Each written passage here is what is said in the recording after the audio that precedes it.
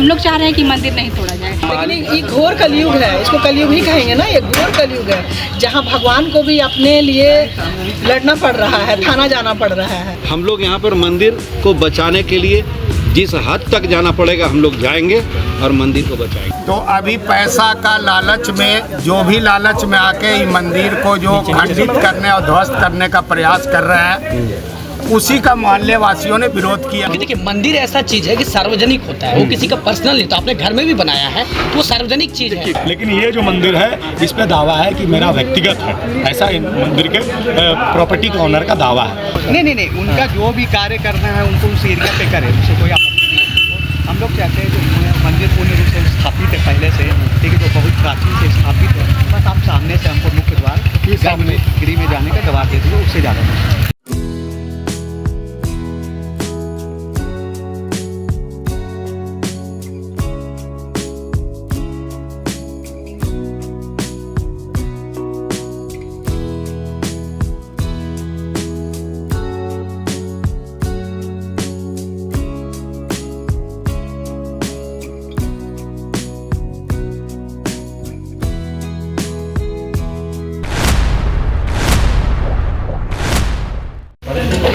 देखिए, आप हिंदपीढ़ी में खड़े हैं, ये हमारे पीछे हिंदपीढ़ी थाना है।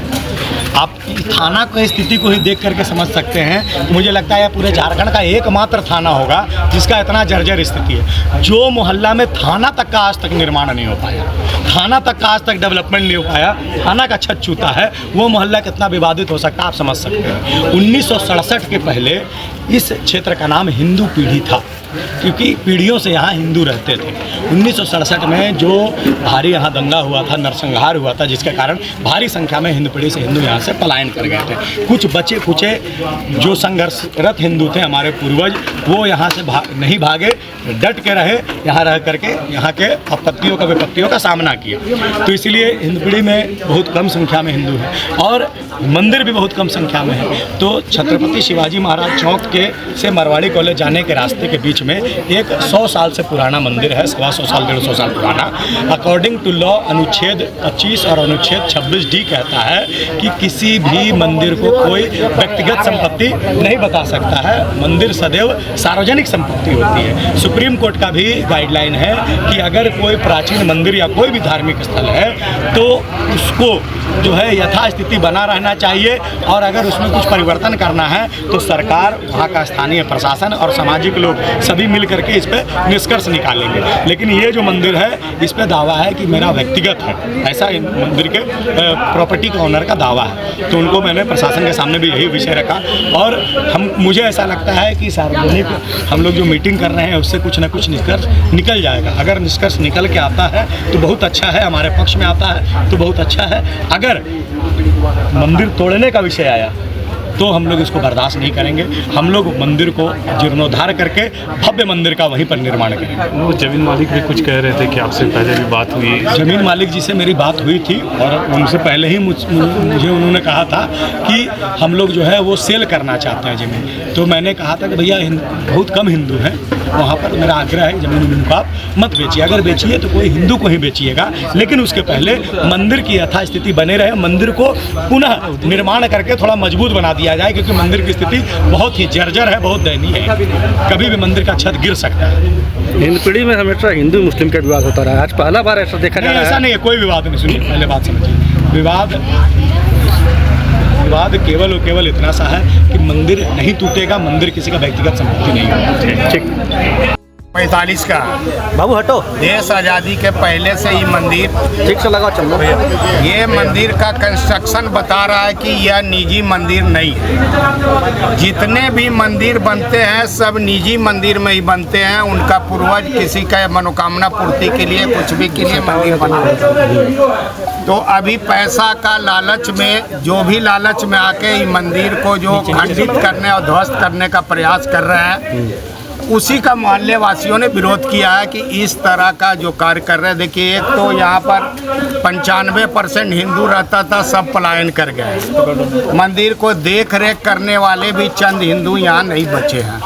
उसके बाद भी इस तरह का लोग करोड़ों रुपया का चक्कर में अपना पुश्तैनी जो कि कुल देवता का ज़मीन है उसको बेच बेच के भाग रहे हैं। इस तरह एक संप्रदाय, चाहे हिंदू हो चाहे कोई भी अन्य हो, एक संप्रदाय के आधार पर धर्मनिरपेक्ष संविधान नहीं चल सकता।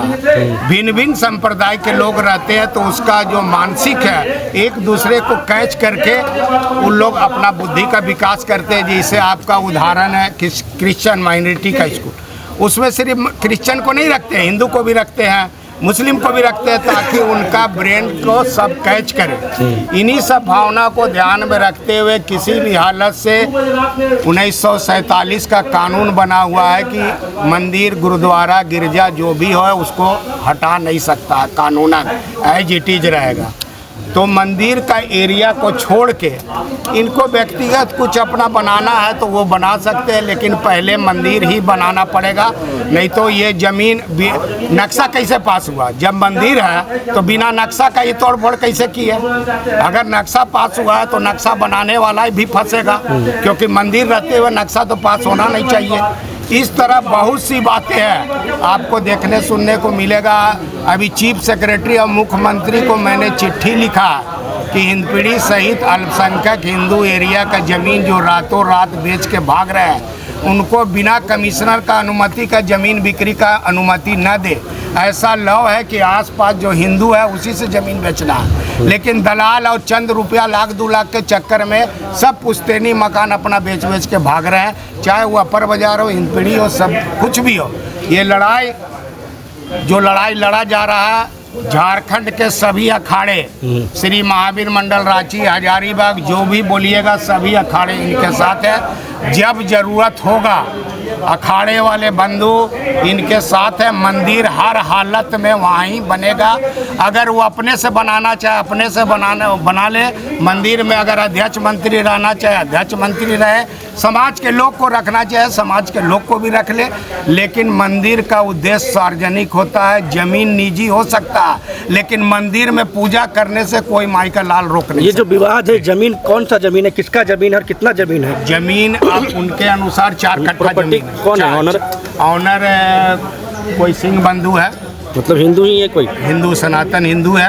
आधा कट्ठा में करीब मंदिर बना हुआ होगा, 4 कट्ठा जमीन है। जैसे अभी उन्होंने कहा कि हम ज़मीन बेचना चाह रहे हैं 5 करोड़ में, तो जो बेचना चाह रहे हैं तो जो भी ज़मीन लेगा तो मंदिर भी बेच देंगे हम, तो मंदिर बेच देंगे। तो कैसे उस लड़ाई चल रहा है सनातन हिंदू से। जितनी भी समस्या है आपको अधिकतर समस्या हिंदू से ही मिलेगा। जो भी सनातन हिंदू विशुद्ध रूप से अगर 90% सही है तो 10% गलत भी है। ये लड़ाई हिंदू साथ ही लड़ा जा रहा है और उनसे हमने रिक्वेस्ट किया है कि आप मंदिर का ज़मीन को छोड़ दीजिए, बाउंड्री दे दीजिए, उसके बाद अपना मिल बैठ के जो बनाना है बनाए। तो सर्व होना चाहिए, मगर कहने का मतलब यही है कि हमें कुछ नहीं चाहिए, हम लोग को बस मंदिर चाहिए। मंदिर का रास्ता दे दे आप, उसके बाद जो करिए आपका प्रॉपर्टी है, हम लोग को कोई लेना देना नहीं। लेकिन ये घोर कलयुग है, इसको कलयुग ही कहेंगे ना। ये घोर कलयुग है जहाँ भगवान को भी अपने लिए लड़ना पड़ रहा है, थाना जाना पड़ रहा है। अपना ही आदमी। मालिक कौन था? मालिक जो भी है हिंदू ही है, मगर उनको तो सोचना चाहिए ना। अगर वो कोई अदर कास्ट होते तो हम लोग को लगता कि वो अदर कास्ट है, प्रॉब्लम है, लेकिन आप एक सनातनी होके ऐसा तो होना नहीं चाहिए कभी। कहने के सुबह तो रो गए, धोने गए मंदिर हम लोग, तो सुबह तो रोने लगे हैं। उसके बाद फिर भी धो धा के पूजा किए। मन में इतना तकलीफ है मंदिर को देख के ना, कि पूरा जगह आप देख सकते हैं, सब जगह तो मतलब सुंदरीकरण हो रहा है। तो यहाँ ऐसा क्या है जो आप ऐसा चाह रहे हैं कि इसको तोड़ दिया जाए और प्रॉपर्टी में कुछ और बना दिया जाए? ऐसा होना चाहिए?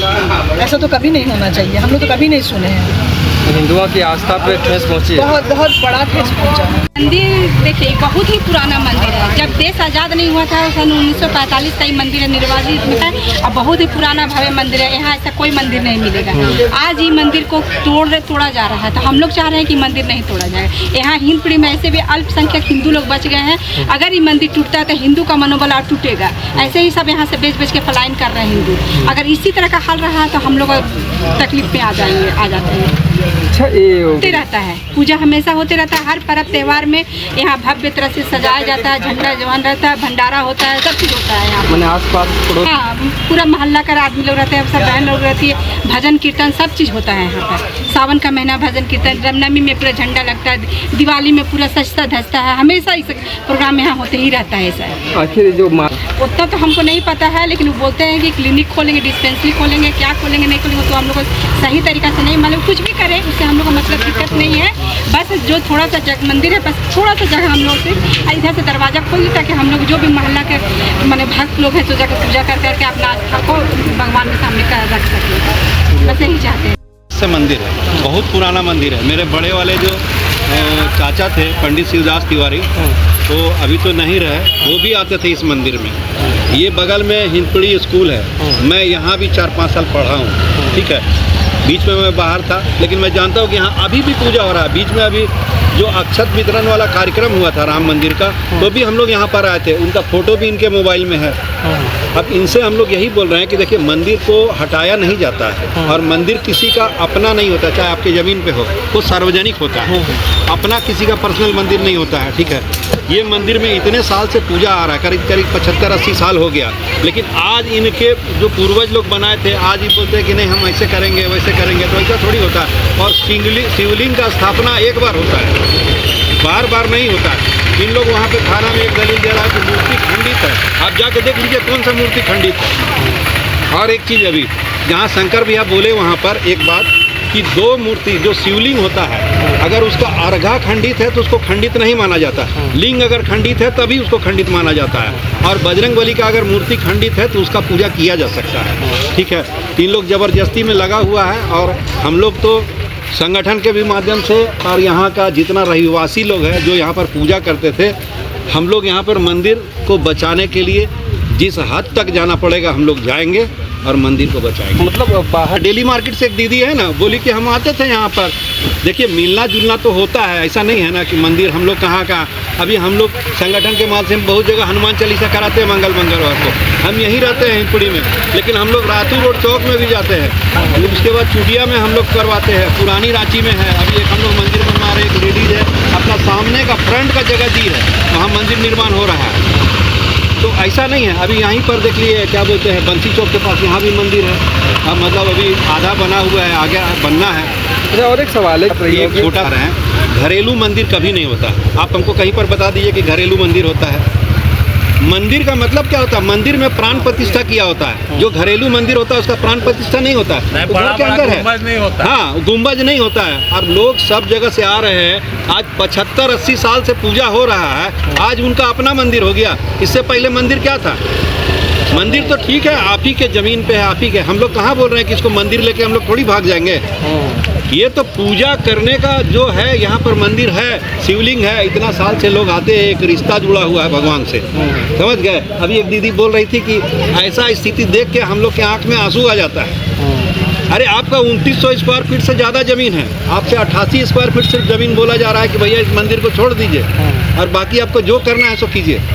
और अगर आप चाहिएगा थाना जाना, हाई कोर्ट जाना, सुप्रीम कोर्ट जाना, जहाँ भी जाना चाहिए, हम लोग भगवान के लिए किसी हद तक कहीं भी जा सकते हैं। अपना परिचय दीजिए। मेरा नाम अनिल तिवारी हुआ, मैं विश्व हिंदू परिषद प्रताप नगर इस एरिया का मंत्री। मतलब सारी ज़मीनें खरीद लीजिए, ऐसा कुछ आपने कहा? हाँ, इस पे अगर जो यहाँ पर लोगों ने अपना विचार विमर्श रखा कि हम सनातनी हैं, हम ऐसे हैं, आप सनातनी नहीं हो, तो उस चीज़ को लेकर हम भी आहत हुए हैं, क्योंकि हमारे काम में इन्होंने बाधा डाला है।